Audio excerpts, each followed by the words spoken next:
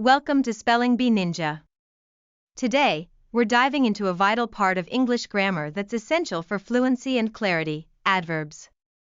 Adverbs provide us with important details, describing not just what happens, but how it happens, where it happens, when it happens, how often it happens, and to what extent.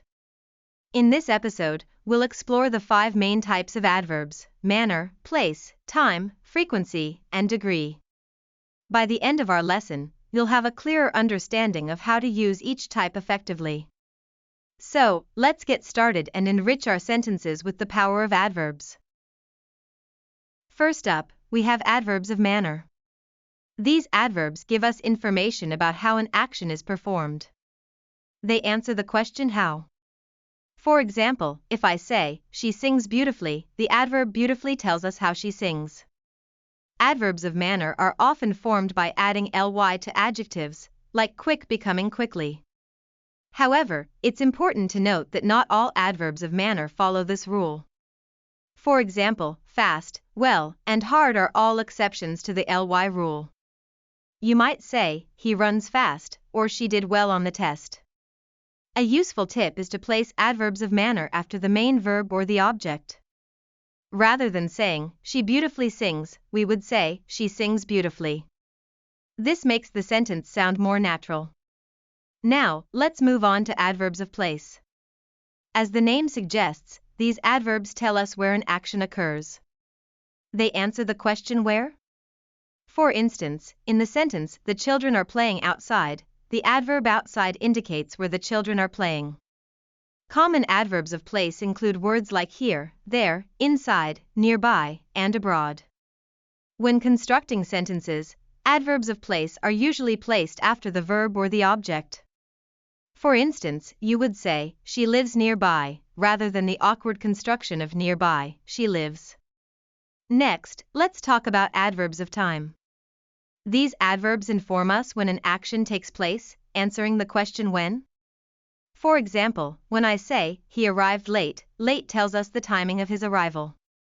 Adverbs of time can also describe how long or how often something occurs. Some common adverbs of time are today, tomorrow, yesterday, soon, and recently. Depending on the sentence, these adverbs can either be placed at the beginning or at the end.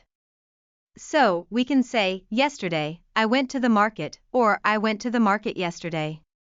However, with certain adverbs like soon and still, their placement might shift depending on the verb tense. Let's continue with adverbs of frequency. These handy words describe how often an action happens, answering how often. For instance, if I say, she always drinks coffee in the morning, the adverb always indicates how often she performs that action. Common adverbs of frequency include always, usually, sometimes, and never. A quick tip for using adverbs of frequency is that for most verbs, you should place the adverb before the main verb. So, it would be I often go jogging. However, if there's an auxiliary verb, like have or will, the adverb goes after it, as in she has always been kind. This is an important detail to remember for clearer communication. Lastly, we have adverbs of degree. These adverbs reveal the extent or intensity of an action or quality, answering questions like to what extent or how much. For example, in the sentence she is very happy, the word very modifies the adjective happy by providing more detail about the degree of her happiness. Common adverbs of degree include very, to, almost, and extremely. Oftentimes, these adverbs come before the words they modify. For instance, you would say he spoke too loudly, where too modifies loudly. Sometimes with verbs, adverbs of degree can appear either before or after, based on the structure of the sentence. An example would be, I completely understand or we enjoyed it immensely. Now that we have discussed all 5 types of adverbs, manner, place, time, frequency, and degree, let's move on to recognizing them in sentences.